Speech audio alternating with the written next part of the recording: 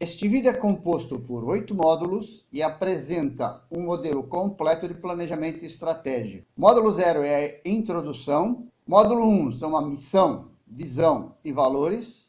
No módulo 2 nós teremos o sistema de informação de marketing. Módulo 3 é análise SWOT. No 4, metas e objetivos estratégicos. O módulo 5 são as estratégias de mercado e produto.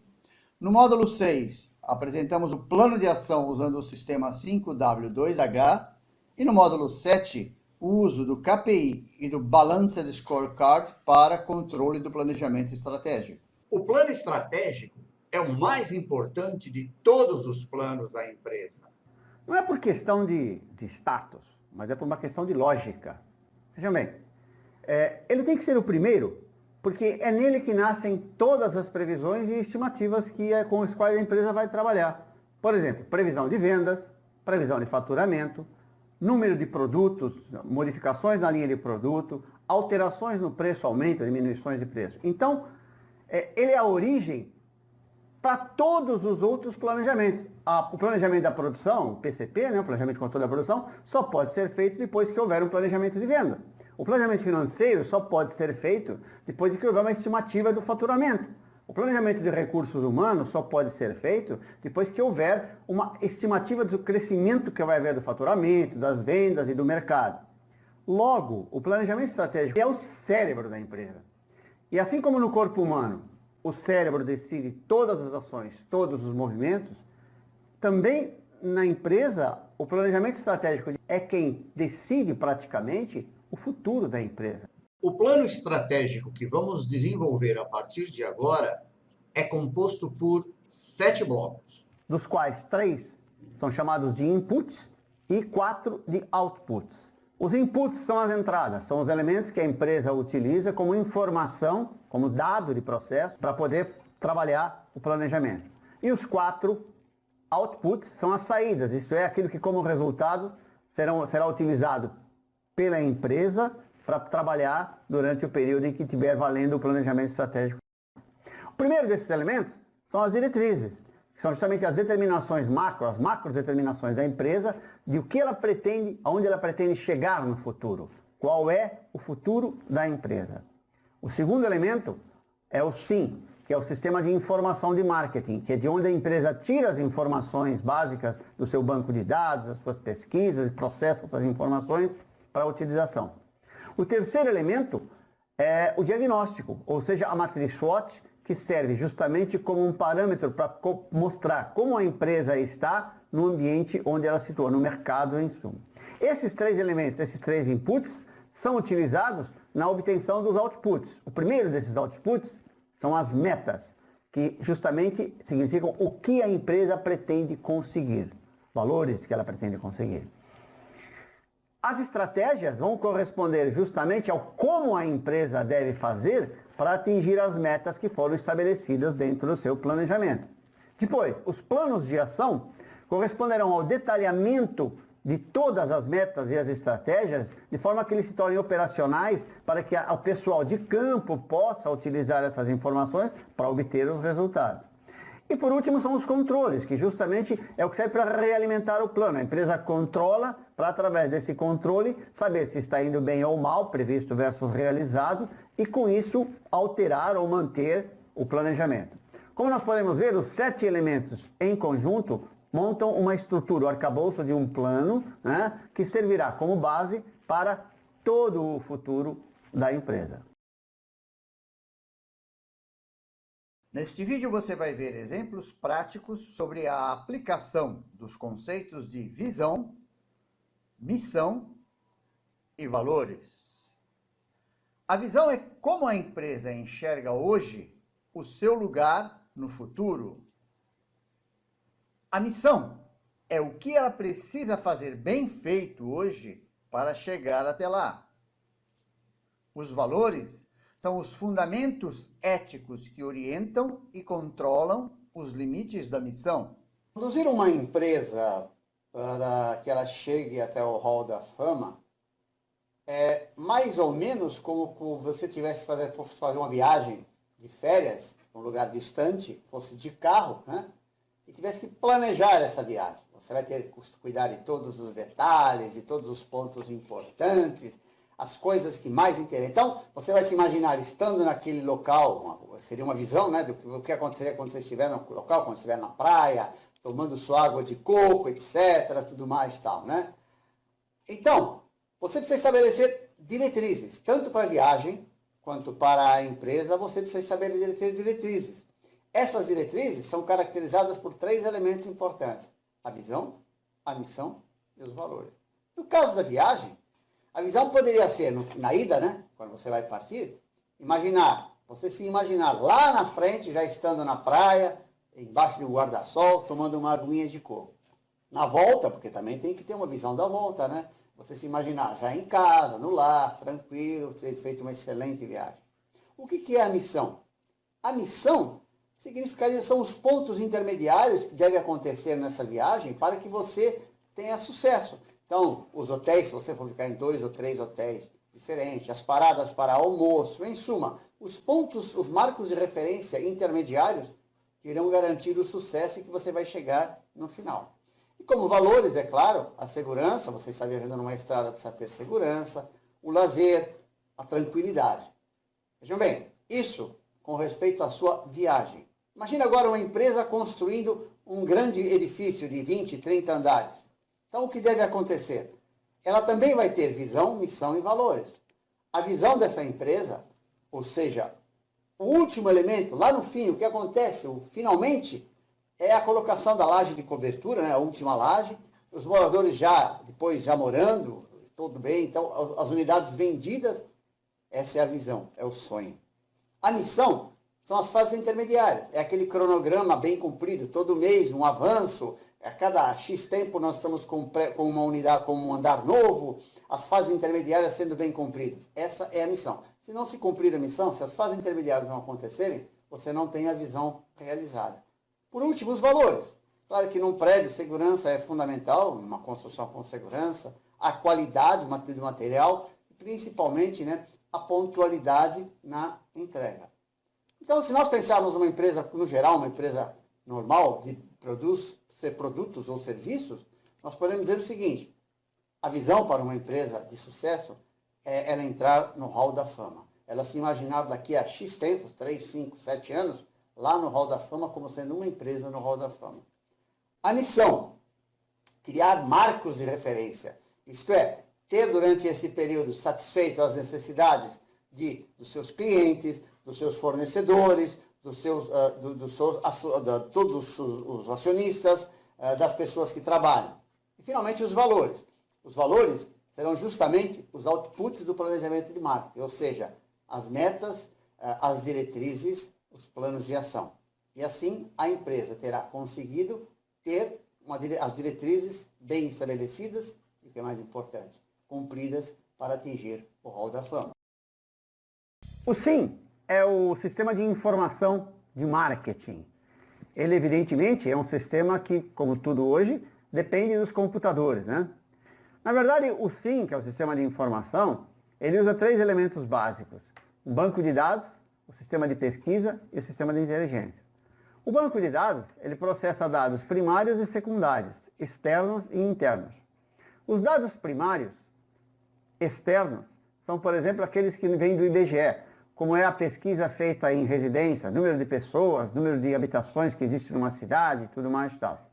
Já os dados primários externos do SEBRAE, eles são dados sobre as empresas, né? Número de empresas do tipo X, empresas que mais cresceram, etc. Tal. São dados brutos que o SEBRAE levanta junto às empresas e que passa como informação básica. Diferentemente dos dados primários, os dados secundários eles já são processados, são dados que recebem algum tipo de tratamento. As revistas e associações, por exemplo, elas pegam os dados do IBGE, do SEBRAE, das empresas, processam, calculam porcentagens, crescimentos, relações, etc. Tal, e isso, então, passa a ser um dado secundário, isto é um dado básico já processado. E é externo, porque vem de uma revista ou de uma associação. Os dados secundários internos já correspondem àqueles que são obtidos dentro da própria empresa, como, por exemplo, vendas, clientes, venda por cliente, crescimento das vendas, todas essas informações que são processadas, né, que recebem algum tratamento pelos analistas, são chamadas de dados secundários.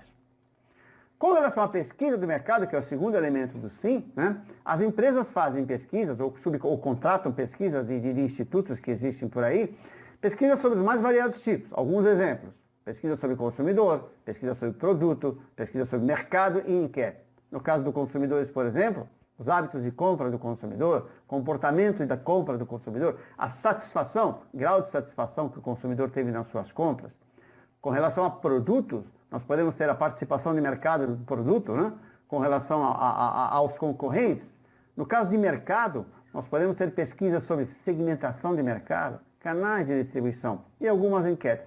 As pesquisas são feitas em função das necessidades que a empresa tem para tomar as suas decisões. Por quê? Juntamente com o banco de dados, as pesquisas de mercado passam a fazer parte agora do sistema de inteligência da empresa, que é justamente onde as informações são processadas pelos analistas e daí sim passam a ser úteis para a empresa. Se vocês olharem nesse slide, em cima do lado esquerdo nós temos o banco de dados e embaixo as pesquisas de mercado. Elas entram como inputs, como informações. Essa informação é transformada em conhecimento. A partir desse conhecimento são tomadas as decisões do plano e aí sim a empresa passa a ter um poder, que é o poder dessa decisão. Vejam, a informação só se transforma em poder quando passa por todo esse processo, que é o processo da inteligência. Quando você vê uma empresa, você tem que analisar sobre dois aspectos: a empresa propriamente dita e o mercado onde a empresa está. Isso é o que se chama de matriz SWOT, S-W-O-T. A sigla SWOT, o S é de Strength, significa forças, né? Weakness é o W, O de Opportunities e T de Threats, forças, fraquezas, oportunidades e ameaças. Nesse quadro que nós estamos vendo aqui, nós apresentamos a empresa com as suas principais, seus dois elementos, as forças e as fraquezas. Vejam bem, se a empresa tem uma força, tem uma strength, o que é que devemos fazer com essa força? É óbvio, devemos aumentar essa força. Por outro lado, se a empresa tem uma fraqueza, um ponto fraco, uma weakness, o que nós devemos fazer com ela? Diminuir. Esses são os dois conceitos básicos com relação à empresa. Da mesma forma, nós temos a situação do mercado. No mercado, no ambiente, nós temos o quê? Oportunidades e ameaças. Se existe uma oportunidade no mercado, o que é que nós devemos fazer com essa oportunidade? Explorar. É claro, eu posso ganhar uma participação de mercado, eu posso vender mais.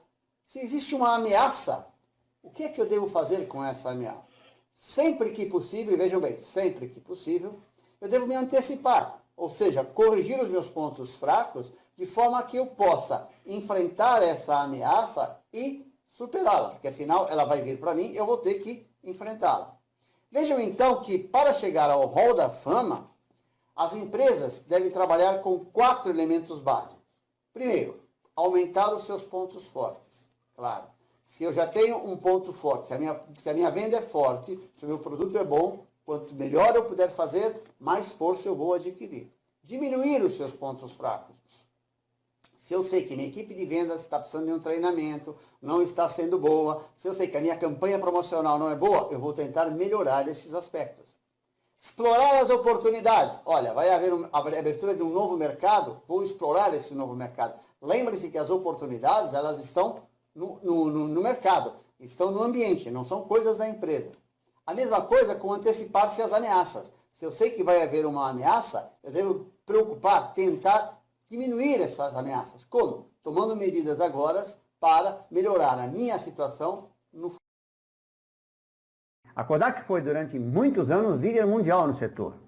O tombo aconteceu quando o mercado evoluiu do filme fotográfico para a fotografia digital, deixando de usar o papel, o filme, né? O papel e o filme, que eram as fontes de lucro da empresa no mundo inteiro.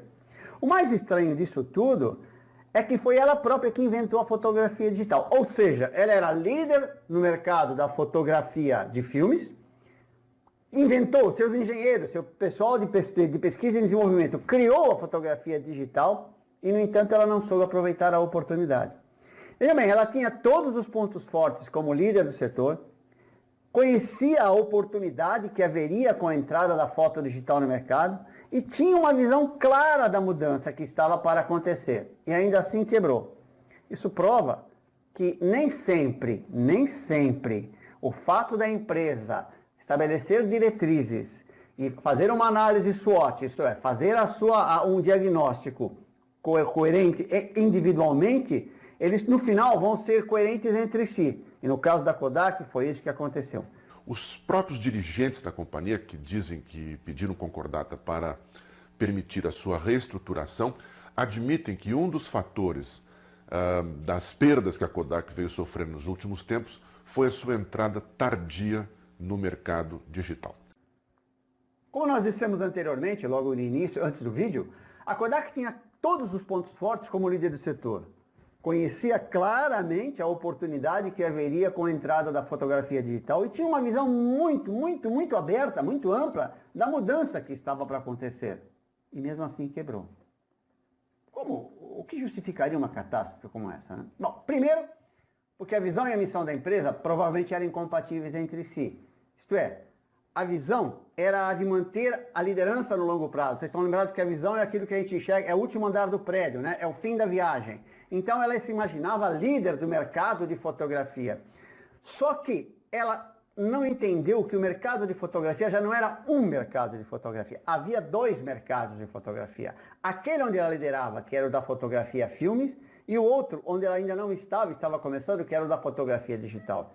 Ela trabalhou o mercado como um todo como se ele fosse apenas o da fotografia filme, esquecendo-se que a digital era um rompimento de tudo aquilo que havia antes. Mudava completamente tudo.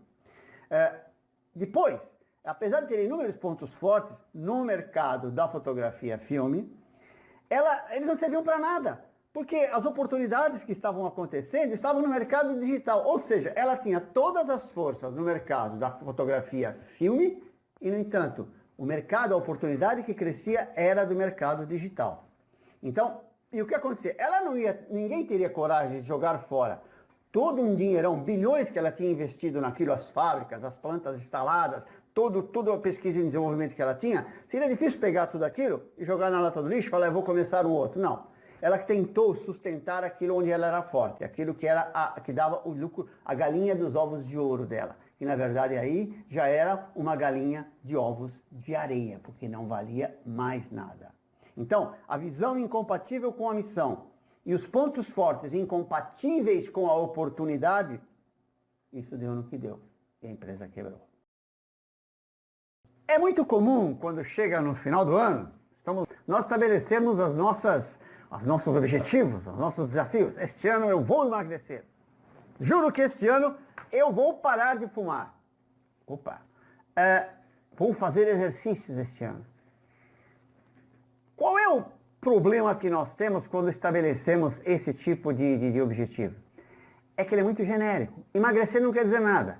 Emagrecer 5 quilos em 3 meses, aí sim, eu dei um objetivo, eu dei um valor para o objetivo, 5 quilos, e eu dei um prazo, 3 meses. A mesma coisa com parar de fumar e com fazer exercícios. A empresa funciona exatamente da mesma forma. No plano de marketing, se você simplesmente escreve aumentar o market share, não quer dizer nada. Lançar novos produtos, aumentar as vendas, você precisa estabelecer então, nesses casos, da mesma forma como nos objetivos pessoais, um objetivo, mas tem que ter o valor e o prazo. Então uma meta, ela é sempre composta de 3 elementos. Um objetivo, um valor e um prazo. Vamos ver os 3 exemplos do como nós fizemos, no caso aí da empresa, no market share, nas vendas e nos produtos. No caso do market share, o objetivo é aumentar a participação de mercado. Excelente objetivo. Com que valor? 2%. Então eu vou aumentar a minha participação de mercado em 2%. Em que prazo isso deve acontecer? Até o terceiro trimestre eu vou crescer 1% e até o 4º trimestre o que falta? Vou para 2%. Vejam, eu estabeleci então um objetivo, estabeleci um valor, estabeleci um prazo. Ele agora está completo. Segundo, vou pegar no caso das vendas. Quero aumentar as vendas na região sul. Em quanto? Qual é o valor? 15%. Qual é o prazo que eu tenho para ir? No primeiro trimestre eu vou aumentar 3%, depois eu vou fazer uma série de ações, já passo para 8%, e no terceiro, até o final do terceiro trimestre eu terei aumentado em 15%. Vejam que, como está. Nós temos então um objetivo, nós temos o valor e o prazo. E no caso de produtos novos? Vejam aqui. Vou lançar novos produtos. Esse é o meu objetivo. Qual é o valor que eu estabeleço? Mais 2 novos. Então eu vou lançar durante o ano 2 produtos novos. Em que período isso vai acontecer? No segundo trimestre eu vou lançar um produto novo e no quarto trimestre eu vou lançar o segundo produto novo. Vejam então que os meus 3 objetivos agora estão claramente identificados. Eles podem perfeitamente ser detalhados, né? Passados para o pessoal da operação, que vai trabalhar em cima deles de uma forma muito clara, porque tem a exata ideia do que precisa se acontecer, em que fase e em que condições. Esse é o mais importante, esses são os elementos que devem ser estabelecidos toda vez que nós queremos criar uma meta para a empresa. Estratégia é, sem dúvida, o tema assim mais empolgante, mais apaixonante do planejamento, né? Nós podemos pegar nomes, infinitos nomes sobre pessoas que são importantes, que souberam fazer estratégias e tudo mais e tal. E a estratégia, para mim, ela é função da mão do chefe. Aquilo que é a sensibilidade da pessoa. Qualquer um pode escrever uma estratégia, mas a maneira correta de fazer, a maneira que ela vai fazer funcionar, só alguém que está muito envolvido no processo pode conseguir fazer bem feito. As estratégias de mercado são, basicamente, a estratégia de custo, de diferenciação e de nicho. Vejam, isto aqui, esses 3 conceitos, a estratégia de custo significa o seguinte: a empresa será a melhor empresa em termos da concorrência com relação ao custo. Ela consegue produzir a um custo mais baixo. Não quer dizer vender a preço mais baixo. Preço e custo são coisas bem distintas. Ter um custo baixo de produção significa que você tem uma vantagem competitiva. O preço é questão de mercado. A estratégia de diferenciação é aquela em que a empresa não está preocupada em ter o custo mais baixo, mas sim em ter produtos diferenciados, uma gama de produto muito grande, variado, produtos que se destacam no mercado. Por último, a estratégia de nicho. Por quê? As empresas grandes, normalmente, procuram trabalhar nas estratégias de custo e de diferenciação, porque elas são grandes. As pequenas não têm capacidade de trabalhar nessas 2 estratégias, então preferem o nicho. Nicho é um segmento, é um pedaço do mercado que é rentável, que interessa para a empresa.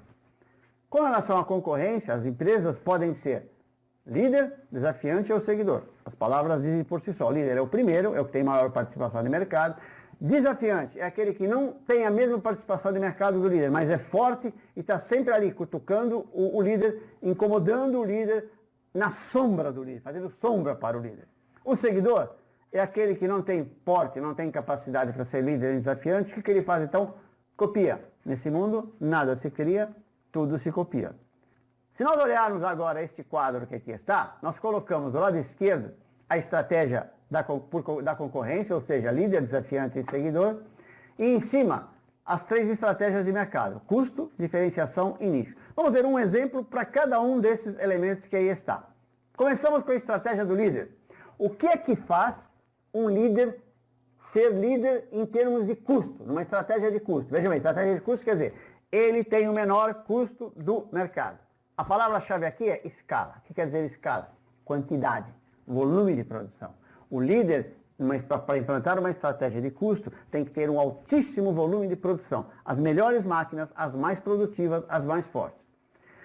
O líder, atenção agora, o líder na estratégia de diferenciação, que é aquela que requer vários produtos com designs diferentes, cores diferentes, modelos diferentes, aí é diferente. O líder tem que ter pesquisa e desenvolvimento, é claro, para poder lançar produtos novos a todo momento, para poder criar designs novos, etc. Tem que ter uma área de pesquisa muito boa e uma área de desenvolvimento de produto muito forte. Por último, o líder no nicho, isso é, um segmento pequenininho que nós temos lá. Eu quero ser líder naquilo porque o segmento me interessa, ele é rentável, eu tenho que ter foco. Ou seja, eu tenho que olhar muito, calibrar bem o meu foco naquilo que é o que me interessa, o ponto nevrálgico para mim. Já o desafiante é o seguinte, o desafiante na área de custos, vejam bem, o desafiante ele não tem a escala que tem o líder, a capacidade de produção dele é melhor. Então, mas tem que ter uma produtividade alta. Para ser desafiante, ele tem que ser muito produtivo, porque assim ele também consegue ter custos competitivos. Já na diferenciação, a pesquisa e desenvolvimento, o investimento em pesquisa e desenvolvimento é muito grande do líder. Ele não pode, o desafiante não pode gastar tanto. Então ele segmenta. Ele não vai em todos os caminhos em que o líder está. Ele vai em alguns desses segmentos onde ele vai conseguir competir com o líder. Por último, no nicho, né, o desafiante, para ser bom no nicho, claro que ele vai ter o foco, mas ele tem que ter uma adaptação. Capacidade de ir se adaptando às mudanças daquele nicho para atender cada vez melhor os seus consumidores. O terceiro, o seguidor. O seguidor ele tem que ser necessariamente, quando tratamos de custo, barateiro. Não tem jeito. Ele não tem escala, não tem produtividade, ele tem que ser barateiro. Na diferenciação, o seguidor, ele não tem pesquisa e desenvolvimento, ele não tem uma boa segmentação, não consegue atender segmento. Então o que ele faz? Ele é clonador. Ele copia. Nesse mundo nada se faz, tudo se copia. Por último, num nicho, se ele não é líder, não é desafiante, por ser seguidor, como o nicho já é pequenininho, eu diria que é uma estratégia do tipo kamikaze. Ela é uma estratégia suicida. Não vale a pena seguir. Vejam então como fica o quadro geral. E nós temos líderes, desafiantes e seguidores nos mercados de custo, onde a estratégia de mercado é por custo, por diferenciação e nicho, e cada um tem a sua forma de atuar, e aí tem elementos que caracterizam cada uma dessas formas. O plano de ação, que é o que nós vamos ver agora, ele é a materialização do planejamento estratégico de marketing, né? O planejamento estratégico de marketing é alguma coisa feita pela inteligência da empresa e tem os dados macro, gerais. Mas o pessoal de campo, o pessoal de venda, o pessoal de promoção, as gerências, supervisores, precisam ter a informação detalhada a seu nível, que é para poder utilizar essas informações. Na verdade, o plano de ação, ele corresponde basicamente, né, ao detalhamento, bem assim, no nível mais baixo possível, das informações necessárias para o processamento. Vamos tomar como exemplo o vendas, o que não foi estabelecido para vendas, que era aumentar as vendas na região sudeste em 15% no prazo de um ano. Nós tínhamos visto que o primeiro trimestre o objetivo era crescer 3%, no segundo 8% e no terceiro 15%. Então, quando você passa isso para o plano de ação, você tem que responder a 7 perguntas básicas. 5 delas começam com a letra W, em inglês, e 2 com a letra H. Who, que é o quem, what, que é o que, why, que é porquê, when, que é quando, where, que é aonde, how, que é como, e how much, que é quanto custa. Vejam que 5 dessas palavras começam com a letra W e as 2 últimas com o H. Então o plano de ação corresponde a responder a essas perguntas, né, para o pessoal da operação. Veja o nosso caso, aumentar em 15% as vendas da região sudeste em um ano. Quem vai fazer? O gerente de vendas. A gerência de vendas é responsável. O que vai ser feito? Aumentar em 15% as vendas. Por que vai ser feito isso? Para atender uma meta de crescimento. Quando vai ser feito isso? No prazo de um ano. Aonde? Na região sudeste. Como vai ser feito? Nós vamos crescer os clientes ativos em 10%, então nós temos que aumentar os clientes ativos, é uma determinação. Contratar mais 2 vendedores é um apoio necessário e ampliar o desconto médio em 3%, que é a estratégia que nós encontramos para aumentar as vendas. Quanto vai custar isso? Bom, devido ao tipo de trabalho, nós temos investimentos da ordem de 600 mil por ano e um custo fixo de 150 mil por ano. Vejam então que com esse detalhamento, o gerente de vendas vai pegar o seu grupo, os seus supervisores, os seus gerentes de área, vai trabalhar com eles o detalhamento, vai para São Paulo estabelecer algumas metas, depois para Minas Gerais outras metas, para o Rio de Janeiro outras metas, para o Espírito Santo, todas as áreas da região sudeste receberão parte da responsabilidade do plano e a consolidação depois de todos esses elementos que foram trabalhar através do plano de ação corresponderá ao atingimento do objetivo que foi estabelecido no planejamento estratégico. Quando estamos na estrada dirigindo um carro, mesmo não sendo um bólido de Fórmula 1, né, a necessidade de planejar e controlar, ela é fundamental. Na verdade, se nós pensarmos no carro o instrumento do planejamento no carro é o para-brisa. Pelo para-brisa você olha a estrada, você vê o que há pela frente, se há algum problema, se você pretende ultrapassar, por exemplo, um caminhão que está lá na frente, você já vai se preparando e tudo se faz através do para-brisa. Na verdade, o para-brisa é um instrumento de planejamento para nós. E o retrovisor, o espelho retrovisor, é o instrumento de controle.